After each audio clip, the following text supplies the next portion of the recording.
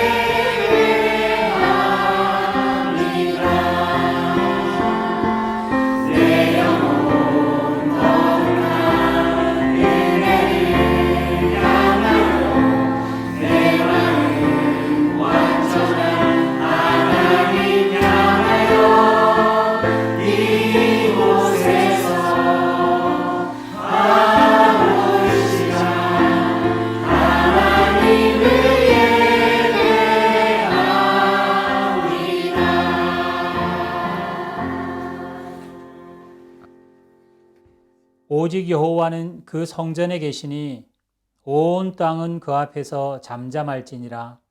하나님은 영이시니 예배하는 자가 신령과 진정으로 예배할지니라.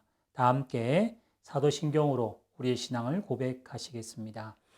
전능하사 천지를 만드신 하나님 아버지를 내가 믿사오며 그 외아들 우리 주 예수 그리스도를 믿사오니 이는 성령으로 잉태하사 동정녀 마리아에게 나시고 본디오 빌라도에게 고난을 받으사 십자가에 못 박혀 죽으시고 장사한 지 사흘 만에 죽은 자 가운데서 다시 살아나시며 하늘에 오르사 전능하신 하나님 우편에 앉아 계시다가 저리로서 산자와 죽은 자를 심판하러 오시리라.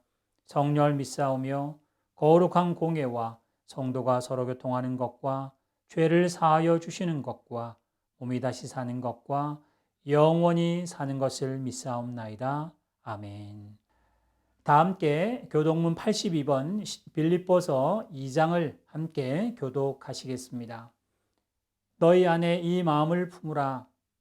곧 그리스도 예수의 마음이니 그는 근본 하나님의 본체시나 하나님과 동등됨을 취할 것으로 여기지 아니하시고 오히려 자기를 비워 종의 형체를 가지사 사람들과 같이 되셨고 사람의 모양으로 나타나사 자기를 낮추시고 죽기까지 복종하셨으니 곧 십자가에 죽으심이라.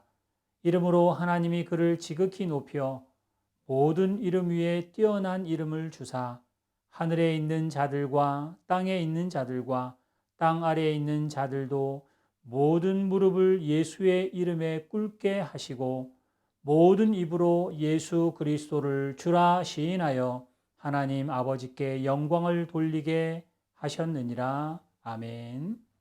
이 시간 이종갑 장로님께서 우리를 대표해서 기도하실 때 다 같이 한 마음으로 기도하시겠습니다. 온 세상 우주 만물을 주관하시는 하나님 아버지, 생명을 위협하는 코로나 유행 질병 가운데에도 지난 한 주간을 지키시고 보호하여 주셔서 저희 화성교회 성도님들이 각기 처소에서 영상 예배로 경배하게 하시니 진심으로 감사함을 드립니다. 아무리 무서운 코로나 유행 질병이라 할지라도 하나님을 굳게 믿고 의지하며 이 난관을 잘 헤쳐나가는 우리 화성교회 성도님들이 다 되게 하여 주시옵소서. 온 세상이 코로나 질병 때문에 직장과 사업장, 학교 및 여러 공공시설이 폐쇄되어 여러 가지로 불편함으로 인해 생계가 위협받고 있습니다. 하루속히 코로나 질병에서 벗어나서 정상적인 일상생활로 돌아가게 하여 주시옵소서. 이번 코로나 질병의 위협이 우리 인간들이 하나님의 말씀을 불순종함으로 유행하는 것은 아닌지 뒤돌아보며 회개하는 이 시간 되게 하여 주시옵소서. 이 시간에도 질병으로 고통받고 있는 환우들이 많이 있습니다. 하나님께서 친히 안수하시사 건강 회복시켜 주시옵소서. 김영 목사님, 하나님 말씀 대언하실 때에 그 말씀이 저희 마음밭에 새기게 하시고 그 말씀 순종하며 살고자 애쓰는 우리 모두가 되게 하여 주시옵소서. 남은 시간을 하나님께 의탁하옵고 예수님의 이름으로 감사하며 기도드리옵나이다. 아멘. 아멘. 이 시간 강구 말씀을 드리겠습니다. 이제 완연한 가을이 되었습니다. 모든 만물을 다스리고 또 계절을 운행하시는 하나님께 감사와 영광을 돌립니다. 영상으로 드려지는 예배에도 하나님의 은혜가 우리 모든 성도들, 또 영상으로 예배드리는 모든 성도들에게 항상 있을 것이며 또 여러분도 마음과 정성을 다해서 하나님 앞에 예배 드리시기 바랍니다. 교회학교 영상 예배를 안내합니다. 영아 유치부는 12시에, 중고등부는 12시 10분에, 유초등부는 낮 12시 20분에 각각 줌에서 선생님들과 친구들과 함께 예배를 드리게 됩니다. 동참해 주시고 또 협조해 주셔서 감사하고 또 우리 모든 교회학교 예배뿐만 아니라 우리 아이들에게도 하나님의 은혜가 항상 함께 하기를 축복합니다. 영상 예배에 더 많은 성도들의 참여를 위해 지난번 나는 예배자입니다를 녹화해서 올렸던 것처럼 구역 인도자를 통해 각 주마다 미션이 전달되면 다 함께 참여하시기 바랍니다. 그래서 영상 예배가 모든 성도들이 함께 모여 드리는 예배가 될 수 있기를 바랍니다. 교회 성도들 가정이나 주변에 도움이 필요한 형제 자매들 또 가정이 있다면 알려주시기 바랍니다. 교회가 도울 수 있도록 최대한 노력하도록 하겠습니다. 이번 주에도 구약 선지서 에스겔 통독이 계속됩니다. 통독방에 에스겔에 관한 짤막한 요약을 올렸으니 함께 보시고 또 통독하는 데 도움이 되시길 바라며 또 더욱 이를 때 말씀 읽는 데 힘쓰시기를 바랍니다. 교회 헌금 온라인 계좌는 영상과 또 문자와 온라인 주보로 여러분에게 전달됩니다. 하나님 앞에 예배 모든 순서 가운데 특별히 헌금으로도 하나님께 예배할 수 있으시길 바랍니다. 예배 순서와 광고는 구역 인도자들과 또 우리 단체 카톡방에 올리게 될 때 잘 참조하시길 바랍니다. 이 시간 찬송가 288장 예수를 나의 구주 삼고 함께 한 목소리로 크게 찬송하시겠습니다.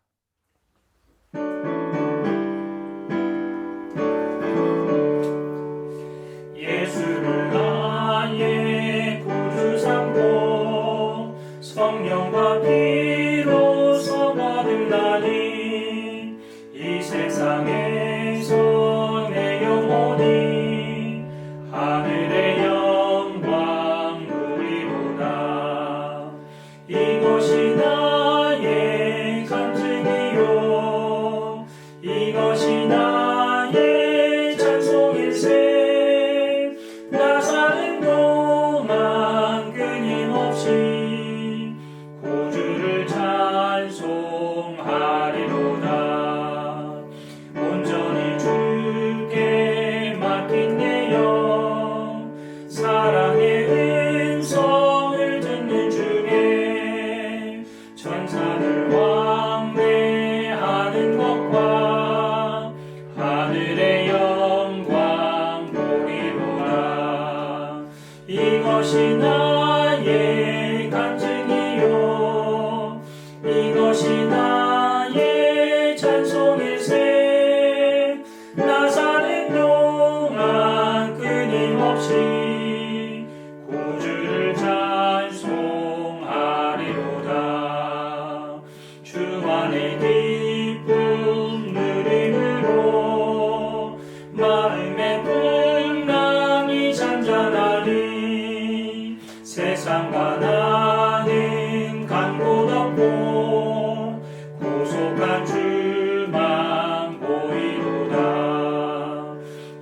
이것이 나의 간증이요 이것이 나의 찬송일세 나 사는 동안 끊임없이 구주를 찬송하리로다.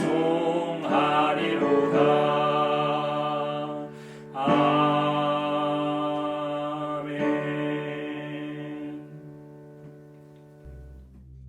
마태복음 제5장. 예수께서 무리를 보시고 산에 올라가 앉으시니 제자들이 나아온지라 입을 열어 가르쳐 이르시되 심령이 가난한 자는 복이 있나니 천국이 그들의 것이미요 애통하는 자는 복이 있나니 그들이 위로를 받을 것이미요 온유한 자는 복이 있나니 그들이 땅을 기업으로 받을 것이미요 의에 줄이고 목마른 자는 복이 있나니 그들이 배부를 것이미요 긍휼히 여기는 자는 복이 있나니 그들이 긍휼히 여김을 받을 것이미요 마음이 청결한 자는 복이 있나니 그들이 하나님을 볼 것이미요 화평하게 하는 자는 복이 있나니 그들이 하나님의 아들이라 일컬음을 받을 것이미요 의를 위하여 박해를 받은 자는 복이 있나니 천국이 그들의 것임이라. 마태복음 제5장 1절에서 10절 말씀. 아멘. 마태복음 5장 1절부터 10절 말씀으로 팔복의 오해라는 제목으로 함께 말씀을 나누고자 합니다. 앞으로 몇 주 동안 마태복음 5장, 6장, 7장 산상수훈이라고 하는 본문으로 말씀을 나누고자 합니다. 하나님의 은혜가 전하는 자와 듣는 자 모두에게 있기를 소망합니다.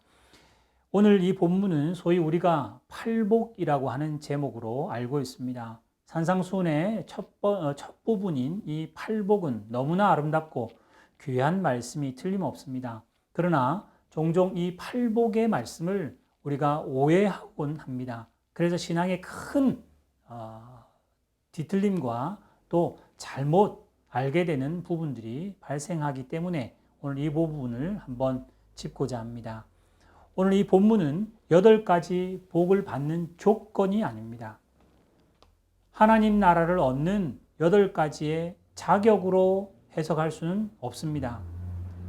소위 말하면 심령이 교만하지 않고 가난하고 겸손하면 복이 있다.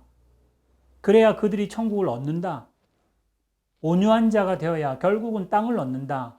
라는 식으로 해석을 하게 되면 결국은 이것은 우리의 성품이나 우리의 인품으로 천국을 얻는다는 말도 안 되는 일이 벌어지기 때문입니다.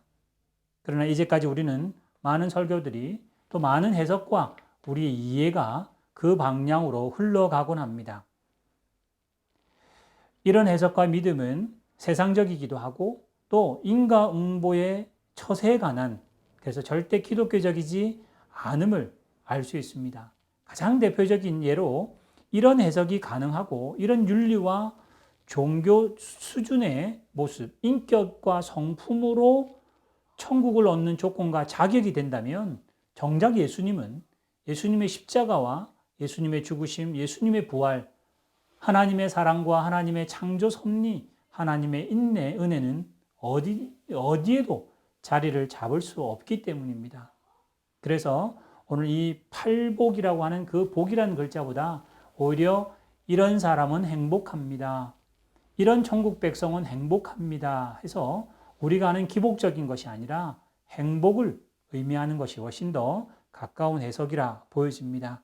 그래서 이 팔복은 복은 자격과 조건이 아니라 하나님의 자녀이며 천국 백성 된 복된 상태를 또 하나님의 그 자녀인 그 복된 증상들이 8가지로 하나님께서 예수님께서 표현하고 있다는 것입니다. 예수님과 관계를 맺고 있다면 하나님의 자녀로 부르심을 받았다면 포도나무와 함께 접붙여 있다면 필연적으로 이 8가지의 행복한 증상들이 이런 어떤 그 표현들이 이런 열매들이 맺혀진다라고 해석해야만 합니다. 오늘 이 부분은 더 자세한 것은 나중에 다시 교회에서 예배할 때 자세히 다루었으면 좋겠습니다. 그러나 오늘 이 팔복이라고 하는 이 일들을 어떻게 표현할까 고민하다가 예수님의 비유 가운데 한 가지가 이 8가지 행복한 상태를 너무나 잘 보여주는 비유가 있기에 오늘 이 비유를 소개하며 팔복과 함께 매치를 시켜보기를 원합니다. 이 비유는 바로 누가복음 15장에 나오는 소위 우리가 아는 탕자의 비유입니다. 근데 사실 이 팔복의 제목도 이렇게 마땅치 않은 것처럼 사실 오늘 이 누가복음 15장에 나오는 이 비유도 탕자의 비유, 돌아온 탕자라는 제목보다는 15장에 같이 나오는 3가지의 비유가 있는데 첫 번째 100마리 중에 1마리를 찾는 양, 또 10개의 동전 중에 하나를 잃어버린 그 하나의 동전을 찾는, 그래서 앞 두 비유는 찾는 주인에게 포커스를 맞춰져 있는 것처럼 이 마지막 우리가 아는 탕자의 비유에도 돌아온 탕자의 포커스보다 그 탕자를 기다리고 찾도록 찾으시며 기다리시는 아버지에게 포커스가 맞춰져야 합니다. 그래서 그 돌아온 탕자를 품으시는 아버지의 기다림과 아버지의 그 사랑이 오늘 그 누가복음 15장의 포커스입니다. 오늘 제가 누가복음 15장을 다 설명할 수는 없겠습니다만은 간략하게 소개를 해드리면 오늘 누가복음 15장에 나오는 비유에는 아버지와 두 아들이 나옵니다. 두 아들의 초점에 맞춰서 우리는 탕자의 비유라고 부르고 있죠. 오늘 이 둘째 아들은 어떤 이유인지는 알 수 없습니다만은 아마 자기 나름대로 명분이 있었을 것이고 또 자기 나름대로의 자유를 찾으러 간다는 명분이었겠습니다만은 아버지에게 무리하게 그 유산을 물려달라 하며 그 유산을 가지고 먼 타국으로 갑니다. 이 미숙한 이 아들이 자신이 잘못되었다는 것, 자신이 생각한 자유가 그것이 아니라는 것을 깨닫는 데는 그런 오랜 시간이 많이 걸리지 않았을 것입니다. 금방 그 재산들을 탕감하게 되고 결국은 비참한 상태에 빠지게 됩니다. 비유 가운데 그가 비참한 상태에 있다는 그 표현이 돼지를 치고 있고 돼지가 먹는 쥐염 열매조차도 먹을 수 없다는 그런 상황이 본문에 잘 보여줍니다. 그때 이 둘째 아들은 자신의 그 처지를 하나님께 호소하면서 혼자말로 내 아버지 집에는 양식이 풍족한 품꾼이 얼마나 많은가. 그러나 나는 여기서 줄여 죽구나. 이제 아버지께 돌아가서 이제는 그 품꾼보다 더 못한 한 사람으로 나를 받아달라고 아버지께 회개하며 돌아가야 되겠다는 생각을 하게 됩니다. 사실 그 당시에 종보다 더 못한 자가 품꾼입니다. 종은 그 집에서 여러 가지 여건이 보장이 되지만은 품꾼은 그렇지 않은 가장 밑에 하층 계급에 속하는 그 품꾼보다 못한 자로 자신을 받아주기를 아버지에게 청합니다.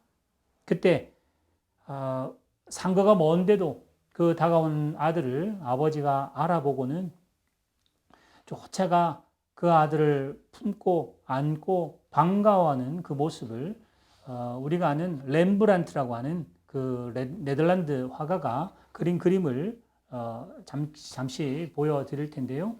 거기에 그림을 자세히 보면 그 렘브란트는 그 아버지와 특별히 그 탕자 아들에게 빛을 포커스를 맞추고 있습니다. 우리가 아는 렘브란트는 빛의 화가라고 명명하는데 그 빛의 포커스가 둘째 아들에게 포커스되어 있으며 그 아버지의 눈은 아들을 기다리는 그 상심한 그 눈물 때문에 거의 보이지 않는 듯한 그림으로 표현하고요.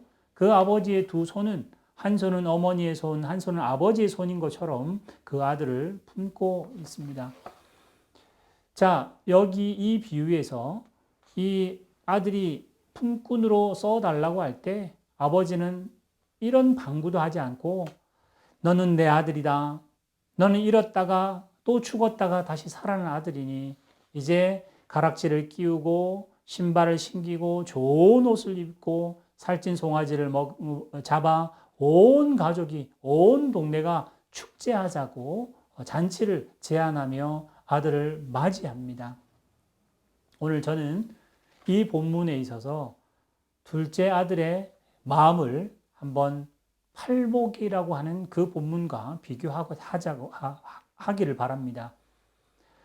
심령이 가난하면 천국을 갖는 것이 아니라 둘째 아들의 마음, 재산에 가산을 다 탕진하고 아버지에게 큰 상처를 주었고 가족에게 큰 피해를 준 아들이라 할지라도 그 둘째는 동일하게 그 아버지의 아들이었습니다.